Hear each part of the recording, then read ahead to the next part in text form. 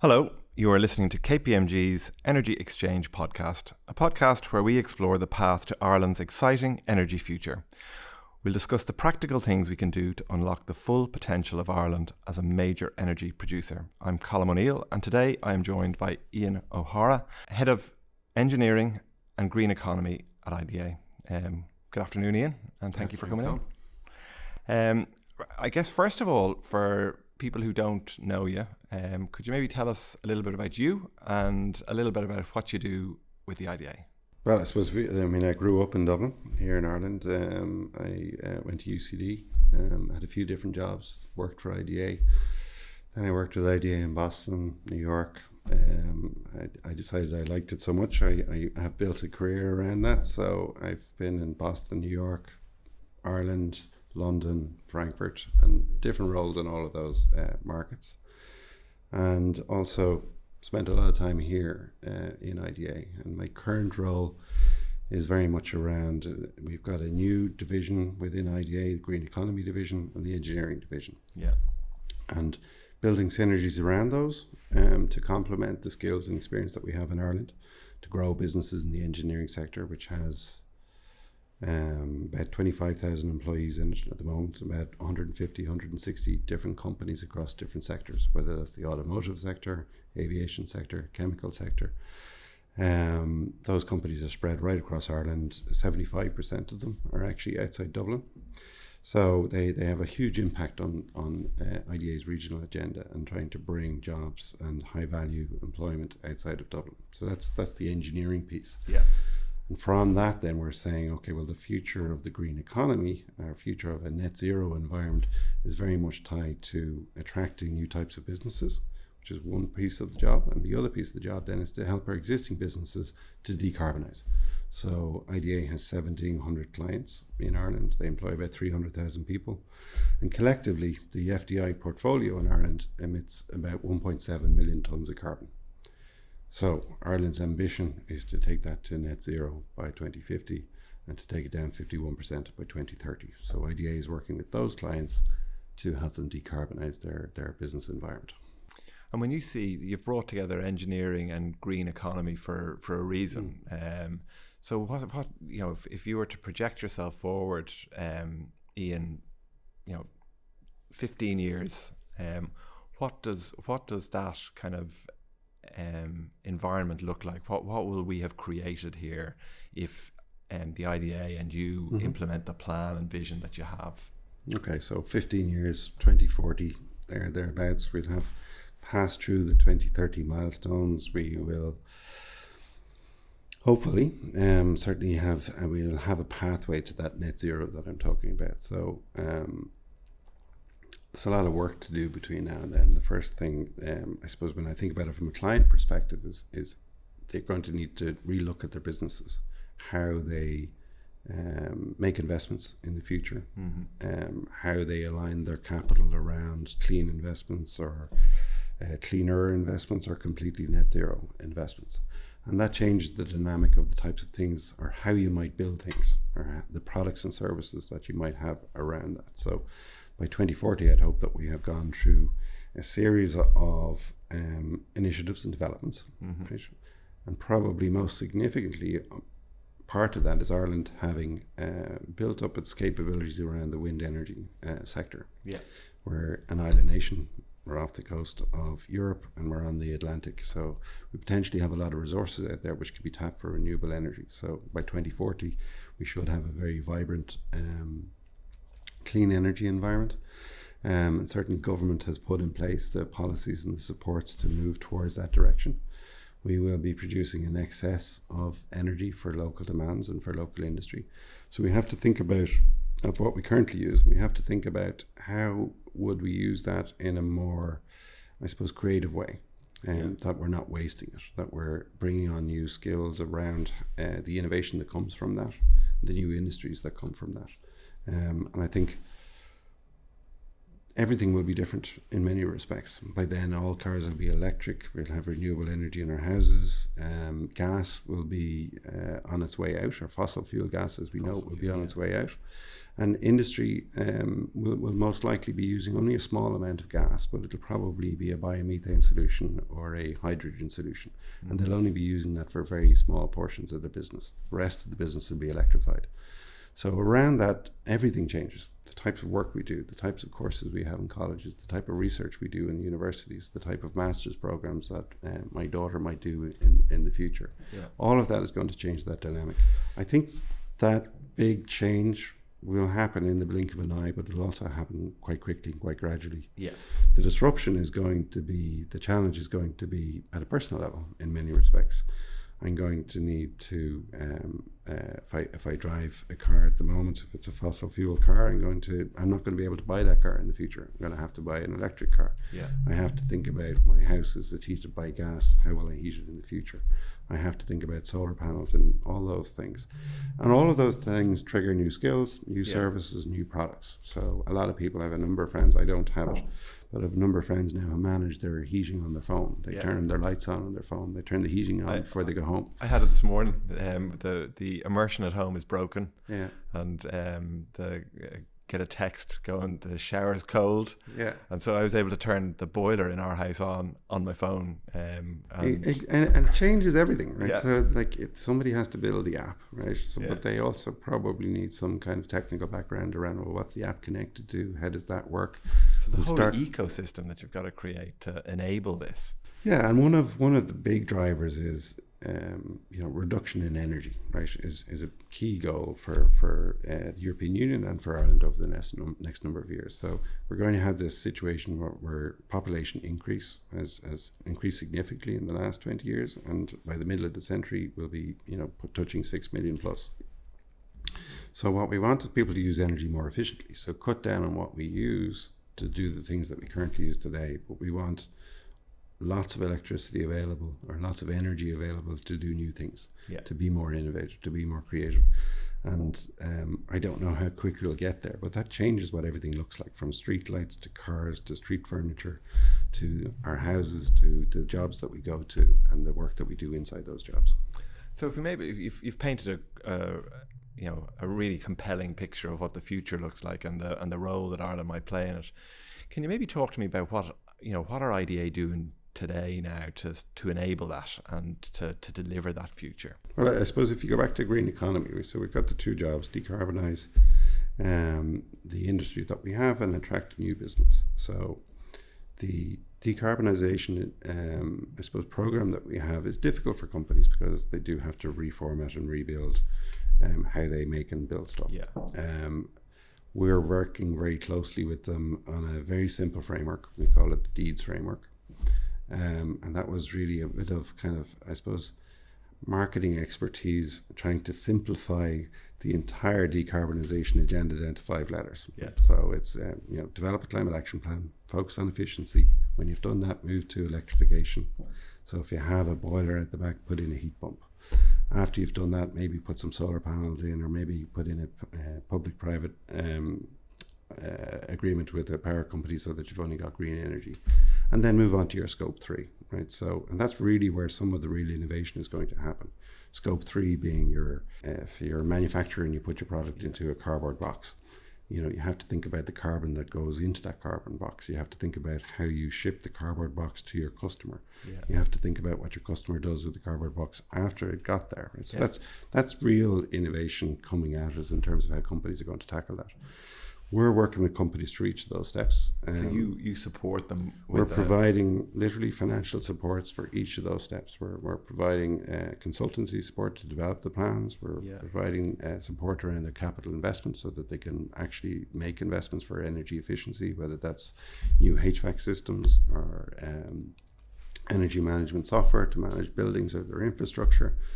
And then on the other end, on the Scope 3 stuff that I talked about, we're working with companies on really serious R&D programs that might actually impact on how a company develops their product, what the materials that go into them. And that's supported by the research universities and the SFI-sponsored research centres in Ireland. So really integrating the system to help drive that for that kind of cohort of companies. And of course, if those organizations benefit from it, that capability will then be available for other businesses who might want to use that. Exactly. I mean, IDA has the privileged position that we talk to some of the very best companies in the world across multiple geographies.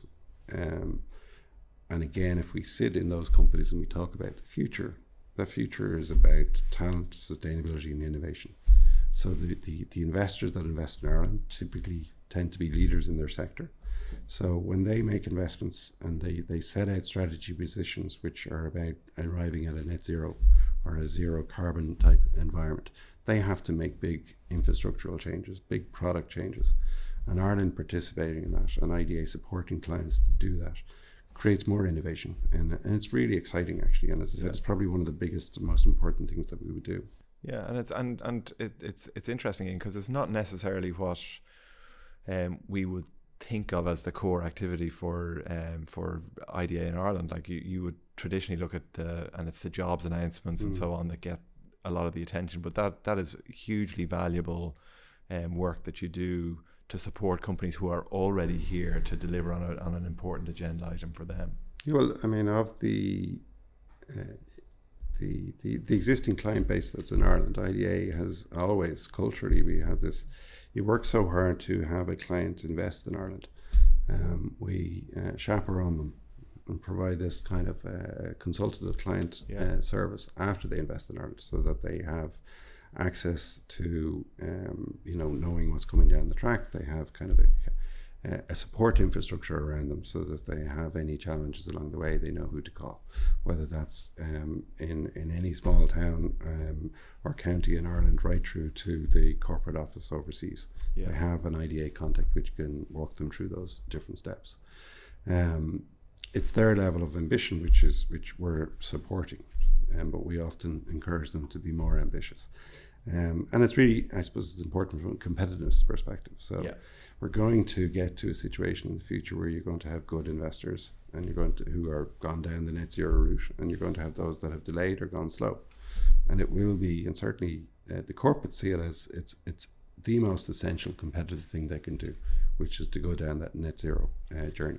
And would you then, do you see a time in the future, or maybe you're already considering this, as you would be targeting firms to come and base themselves here in Ireland, would you be having a view of their plans for net zero to ensure that as we brought them here, that they had a credible plan that would not cause us an issue with our own net zero targets as a country?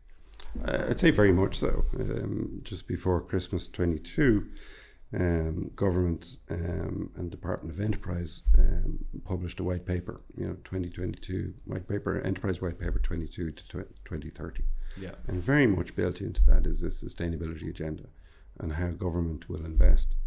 But it's also very aligned with, as we manage growth in the country, that we do need to be managing the decarbonisation agenda as much, or if not more so, around a net zero environment, more so than perhaps we have done around jobs and regions in the past. There's no point in us targeting companies here to get to net zero if we keep bringing in more non-net zero companies in the back. So we are very much talking to them about it at the beginning, and we will support them at the beginning to come in to make their decarbonisation investments up front, so that they're already starting a net zero pathway before they actually put roots in the ground, before they arrive.